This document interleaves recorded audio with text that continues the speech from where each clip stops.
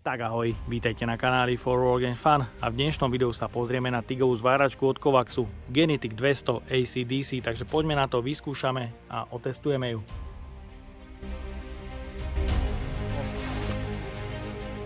A samozrejme spracovaný ergo.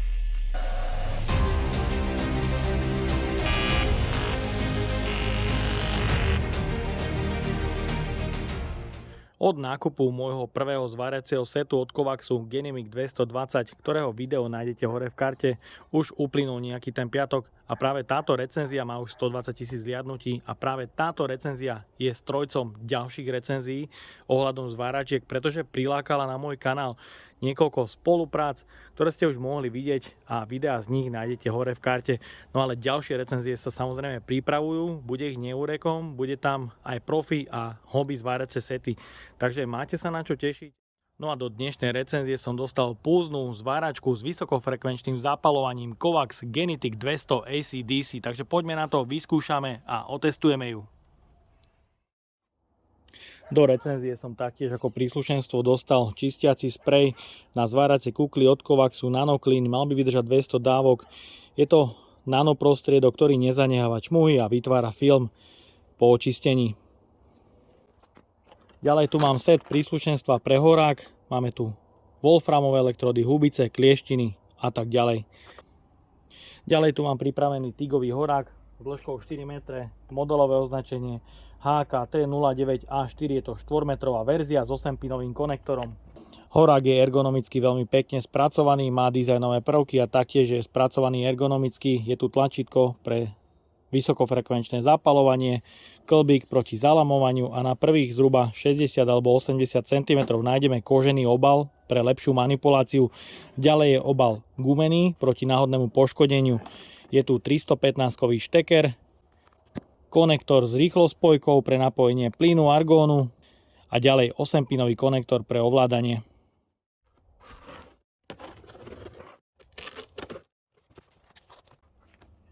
V balení nájdeme užívateľský manuál v slovenskom a taktiež v českom jazyku. Zváračka je v balení zabalená, myslím, že veľmi pekne. Je to ochránené proti náhodnému poškodeniu v preprave takýmito výplňmi. Nájdeme tu hadičku na prepojenie s plynom, kliešte pre uzemnenie, ktoré majú 315-kový konektor. Je tu použitý kábel 1x16 mm a kliešte sú veľmi pevné. Ďalej sú tu kliešte pre zváranie obalenou elektródov, taktiež 315-kový konektor a kábel 1x16 mm. Máme tu popruh pre zavesenie cez pleco.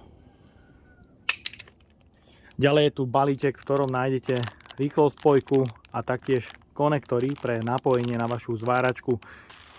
No, v balení je samotná zváračka, ktorá má celkom vysokú hmotnosť.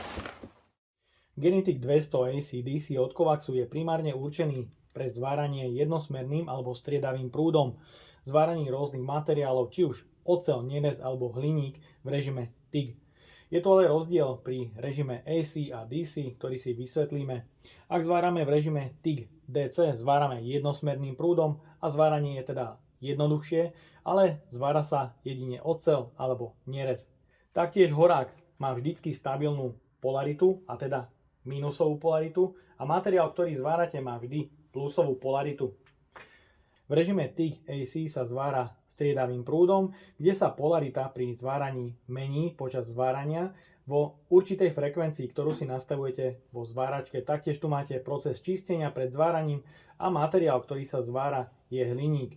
Jednoducho povedané, na horáku nikdy nemáte stabilnú polaritu a tá polarita wolframu versus materiálu, ktorý sa zvára, sa vždycky mení a pulzuje vo frekvencii, akú si nastavíte vo zváračke. Zváračka je v TIGu vybavená slušne, má tu všetky pokročilé funkcie, ktoré chcete nastaviť na ovládacom paneli, ktoré si neskôr ukážeme. S obalenou elektródou dokáže zvárať taktiež jednosmerným a striedavým prúdom. Je možnosť voľby tohto režimu podľa elektródy. A máme tu rôzne funkcie ako hot start, arc force a dĺžka oblúku. Pozrieme sa aj na hmotnosť zváračky. Je tu hmotnosť 11,7 kg aj so sieťovým káblom. Na zváračke je madlo pre jednoduchší transport, ktoré je pevné a taktiež sa dá namontovať popruh pre zavesenie cez pleco, ktorý sa montuje cez predný a zadný plastový kryt. Z boku je štítok o zaťažení, na ktorom sa uvádza pri obalenej elektróde 90 A na 100% zaťažení a v TIGu je to 100 A pri 100% zaťažení. Samozrejme zaťažovateľ sa berie pri 40 stupňovej teplote, kde sa berie do úvahy 10-minútový pracovný interval a ak máte 60% zaťaženie, napríklad 120 A, tak na 120 A môžete zvárať 6 minút a 4 minúty sa zváračka musí chladiť. Vzadu nájdeme sieťový kábel na 230 V, ktorý je dlhý 3 metre. Je tu informácia o pripojení na predĺžovák. Predĺžovák nesmie mať tenšie káble ako 2,5 mm. Informácia o sieťovom kábli a rozmere použitého drôtu na obalovom materiále chýba, takže predpokladám, že je to 3x2,5. Máme tu tlačítko zapnutie, vypnutie a taktiež je tu rýchlospojka na pripojenie k plynu argónu. Taktiež je tu veľký prieduch odvetrania. Z čelnej strany tu máme krytku, pod ktorou sa nachádza ovládanie zváračky, je tu prieduch odvetrania, ďalej je tu šteker plusko, teda pre zemiace kliešte alebo kliešte pre držanie elektródy, taktiež je tu 8-pinový konektor pre ovládanie či už pomocou pedálu alebo na horáku, taktiež je tu výstup plynu na horák, je to už rýchlospojka a taktiež je tu konektor pre uzemnenie.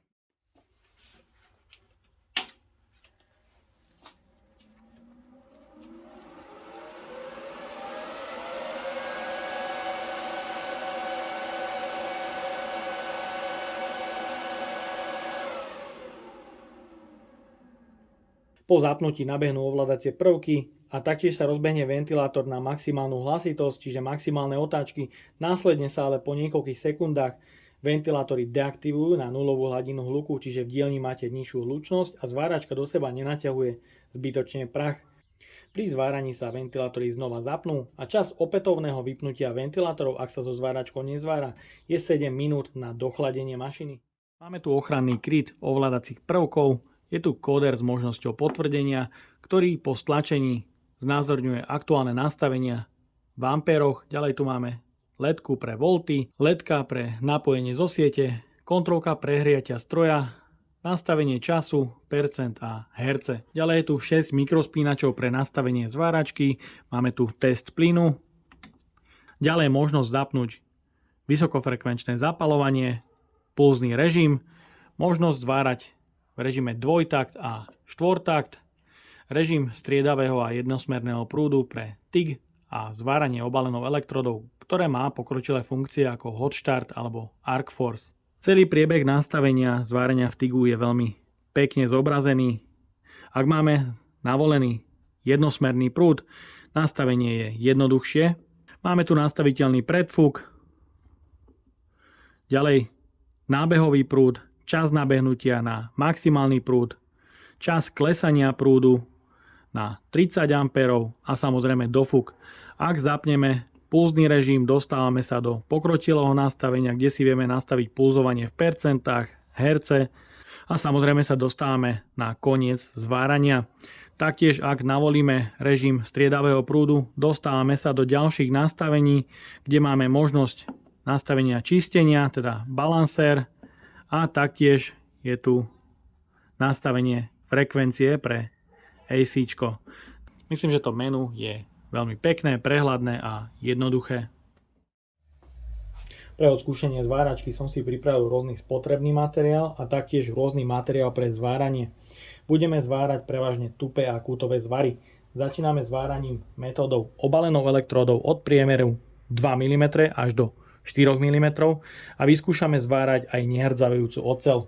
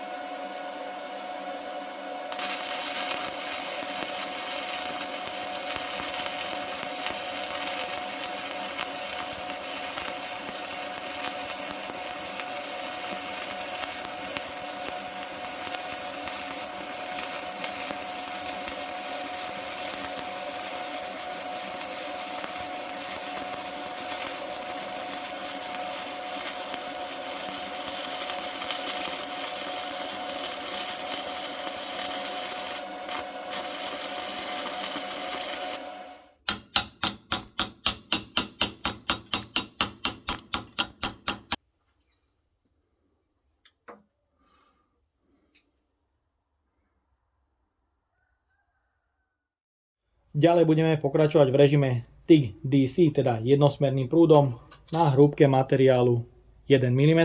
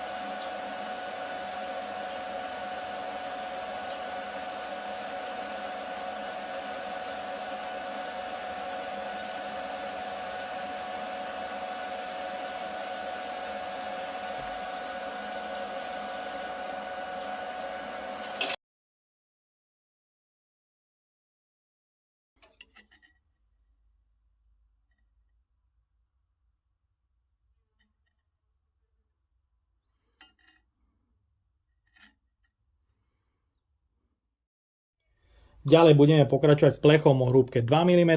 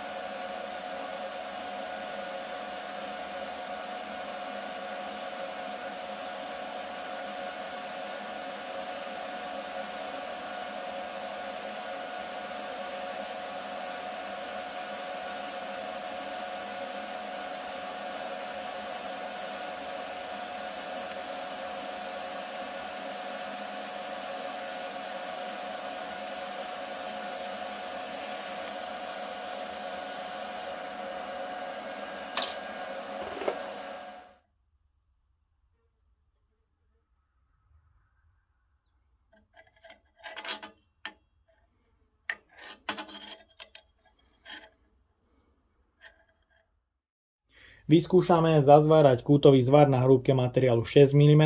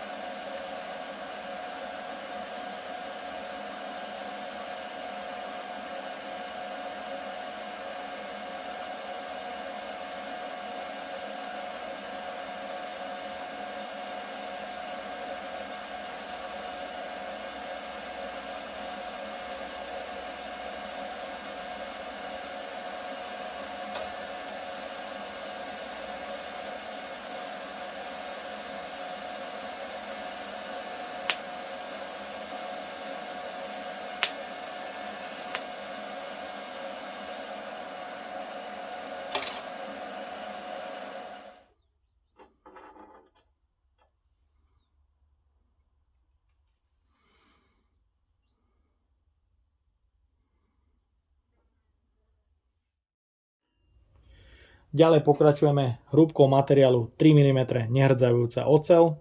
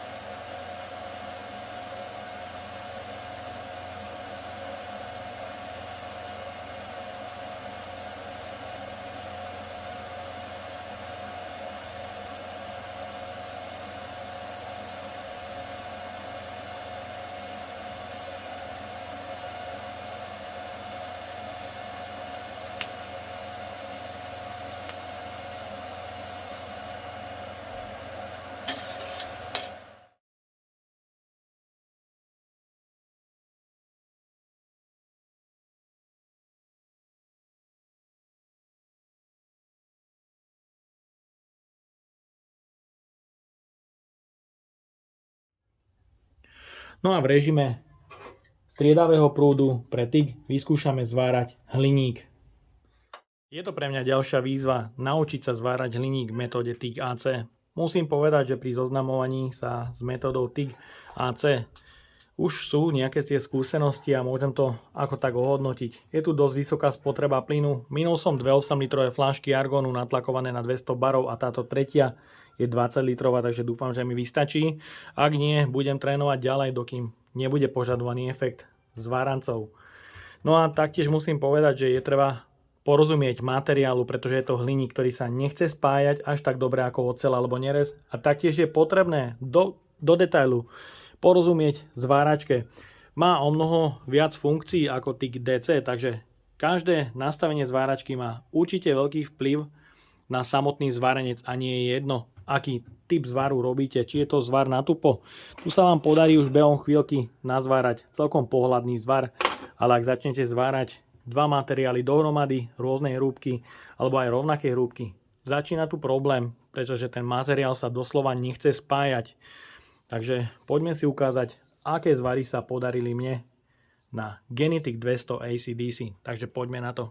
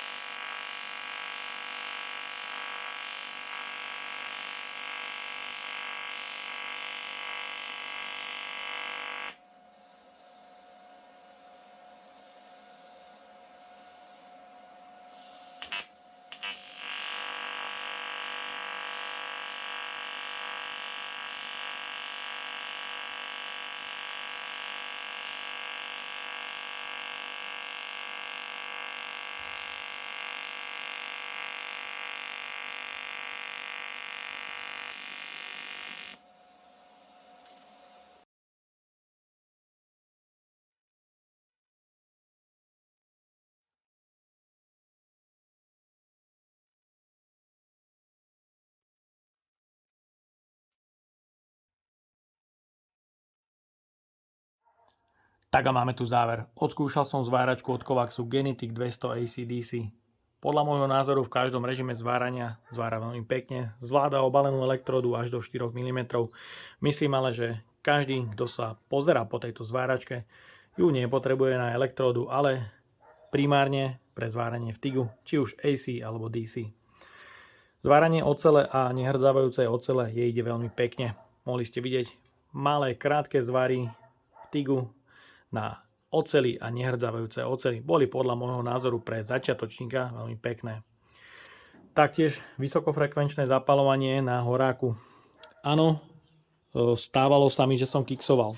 Používal som štvortakt a vtedy je potrebné tlačítko vysokofrekvenčného zapaľovania podržať nejaký ten čas, potom pustiť a vtedy vysokofrekvenčné zapaľovanie zapaľuje krásne. Nejaký čas mi trvalo, kým som si na to zvykol a potom to fungovalo úplne krásne. Ten horák samozrejme je menší, je to základný horák, ktorý je ergonomicky spracovaný veľmi pekne, ale nie je stavaný na veľké zaťaženie, takže na to pozor. A ak plánujete zvárať nejaké ťažšie materiály, určite je potrebné kúpiť vyššiu radu. No a čo sa týka zvárania hliníka, myslím, že tu som ako začiatočník obstal podľa môjho názoru celkom dobre, pretože sa mi už po druhej alebo tretej fľaši podarilo spraviť aké také zvary a myslím, že ak by ma nezmiatol pulzný režim, tak by sa mi to podarilo ešte o čosi skôr. Podarili mi sa mi celkom podarené zvary, či už spoje alebo nejaký ten kúťak má aké také kontúry a myslím, že ak by tú zváračku chytil do ruky profesionál, tak by s ňou dokázal spraviť o mnoho krajšie zvary ako ja začiatočník. A jedine, čo by som tejto zváračke vypichol, je, že je trošku hlučná. Áno, je hlučná, ale musím povedať, že hlučnosť tohto stroja určite nie je vyššia ako samotné zváranie hliníka, pretože to vytvára neskutočný rámus a pri tom zváraní si ani neuvedomujete, že vám ide zváračka niekde v pozadí. Jediné, čo mi na zváračke chýbalo počas učenia sa, že nemá žiadne pamäťové režimy pre uloženie, nastavenia zvárania rôznych materiálov. To by som prijal, určite by to bolo fajn, pretože už takéto nastavenia v kombinácii AC/DC môžu chýbať. Stačilo by 5-6 režimov pre uloženie a bolo by tá topka. No a jediné, čo by som tejto zváračke vypichol, je samozrejme vyššia hlučnosť chladenia, ktoré sa taktiež deaktivuje až po 7 minútach, ak s ňou nezvárate. No a ja dúfam, že sa vám dnešné video páčilo. Ak by ste ma aj vy chceli podporiť finančným príspevkom, dole do popisu vkladám link na PayPal Donate. No a odo mňa je to na dnes všetko. Ak sa vám toto video páčilo, dajte like, potvrďte odber a zvonček, aby vám už neušlo ďalšie video. Ahoj!